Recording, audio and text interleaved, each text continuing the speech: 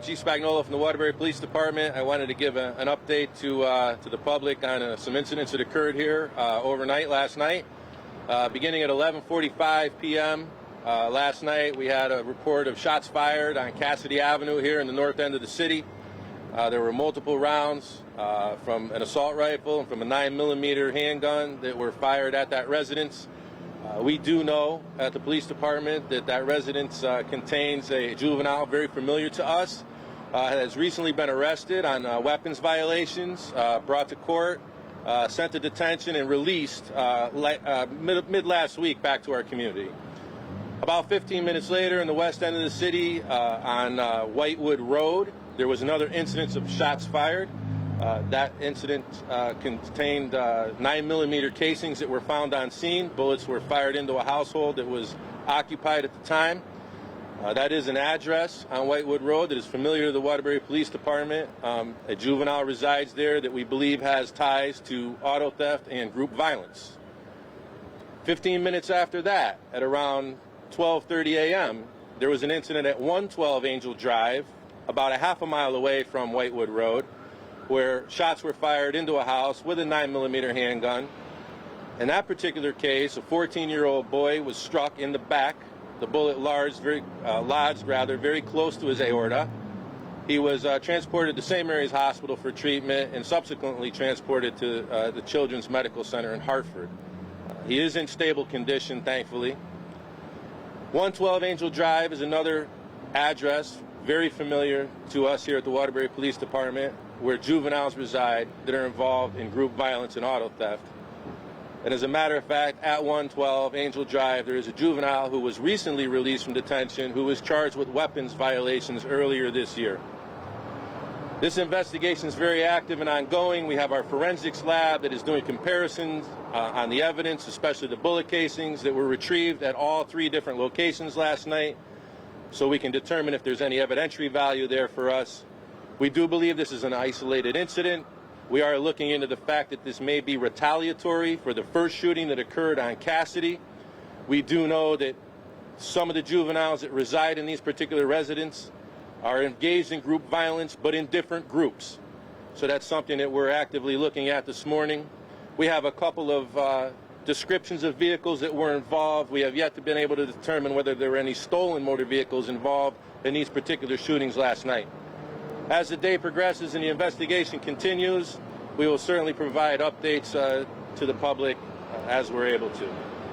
Any questions? So, Chief, it sounds like you're looking at the possibility that all 3 of these shootings could be connected, right? The one on Cassidy, the one on Whitewood Road, right? Thank you. And the one on Angel, that they all could be connected, right? Absolutely. We are looking into to the possibility that all 3 of these shootings potentially are connected to each other.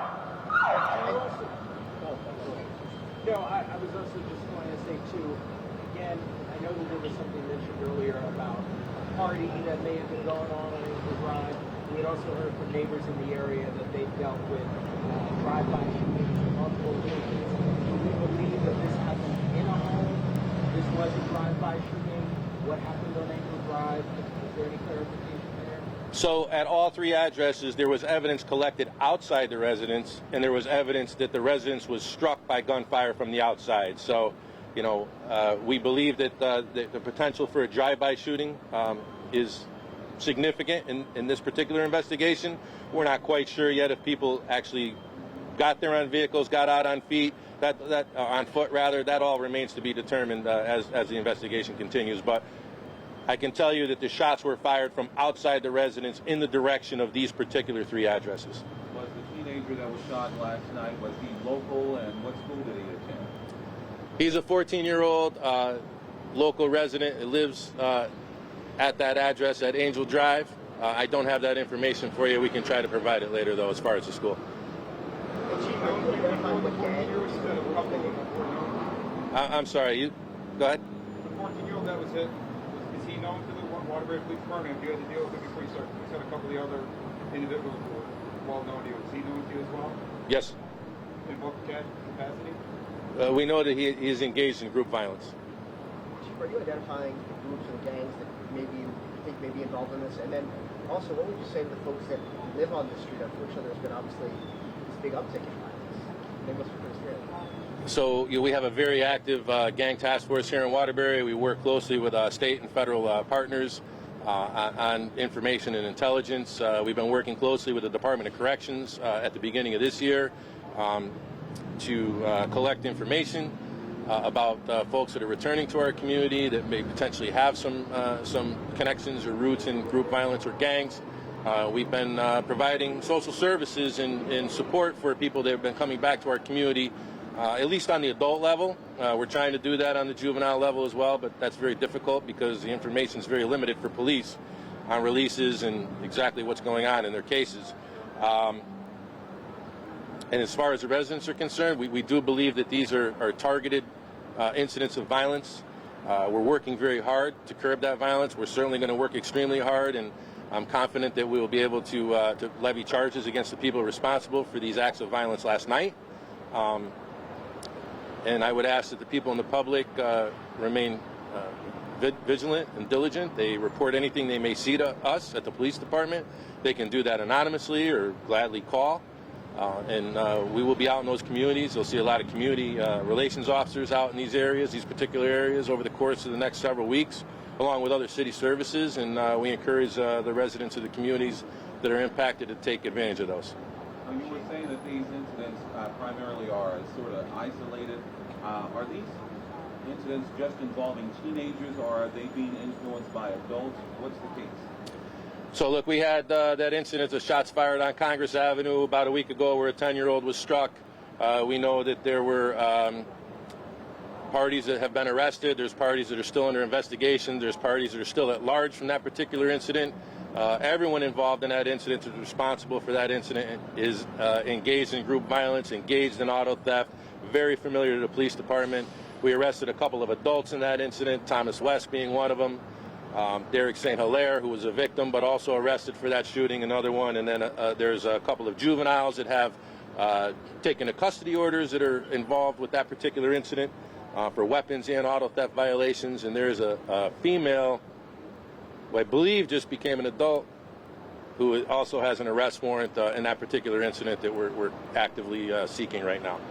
So I guess to answer your question, there's an issue with group violence. There's an issue with kids, I would say, ranging from the ages of 15 to 21 years old in our community. When I talk to my counterparts across the state in urban settings, I hear the same from them. And it's something that needs to be addressed. You know, we've been talking about it for a long time now, several years. I had an opportunity to testify in front of the Public Safety Committee back in 2019 about auto theft and the escalation of auto theft into violent crime. Talk to my state delegation about it quite frequently. They reach out about it quite frequently. But frankly, it doesn't seem like anything's getting done. I talk to the juvenile prosecutor just about every day. It's a difficult situation. We need some help. We need some help from the legislators.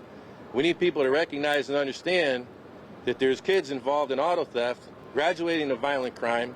They're getting caught with guns. They're stealing guns out of residences, and they're shooting at each other, and they're shooting randomly in our communities. They're jeopardizing their own lives, and they're jeopardizing the safety of our communities. What needs to change, Chief, do you think? At this point, I think we need, some action from the legislation. As I stated earlier, we have 2 kids involved in this particular incident that is under investigation right now. They were recently charged with weapons violations as juveniles and released from detention back to our communities. There's a problem. Do you mean, when you said the 2 individuals, do you mean the one that was arrested for the first shooting and then the one that was the victim of the third shooting? Is that right? So, The third incident? the Cassidy Avenue address is the residence of a juvenile recently arrested for weapons violations, under investigation for more shooting incidents that occurred in Waterbury, and released from detention back to our community middle of last week. The residence on Angel Drive, where there's a 14-year-old victim that was shot in the back, also contains a juvenile that was recently arrested on weapons violations and released back to the community from detention on October 5th. So, Chief, can we just go over this again one more time? We know that it's Cassidy Avenue, Whitewood Road, and Angel Drive. Can you just go over the times of each of those again? I believe you said 11:45 for Cassidy, and what time was Whitewood Road? 11:45 for Cassidy Avenue. I'm sorry, I'm going to unfold this piece of paper here and give you the exact times. 11:45 p.m. for 5 Cassidy Avenue, 12:15 a.m. for Whitewood Road, and 12:24 a.m. for Angel Drive. So all just about within 15 minutes of each other, and all within close proximity of each other. And on Angel Drive, that 14-year-old who was shot in the back, he was the victim obviously last night. But is he the same one that you were saying, as you all are aware of, that he's been caught up in this type of thing before with gang violence? We do have information that he is connected to group violence, yes. Do you believe he was the target? Because I know you said there were multiple people in the house. You know, in theory, this is an investigation that's going on. You know, we're working this with the strong potential that this is a retaliatory group of incidents sparked off by the Cassidy Avenue incident, but the investigation will flesh that out. It remains to be seen at this point.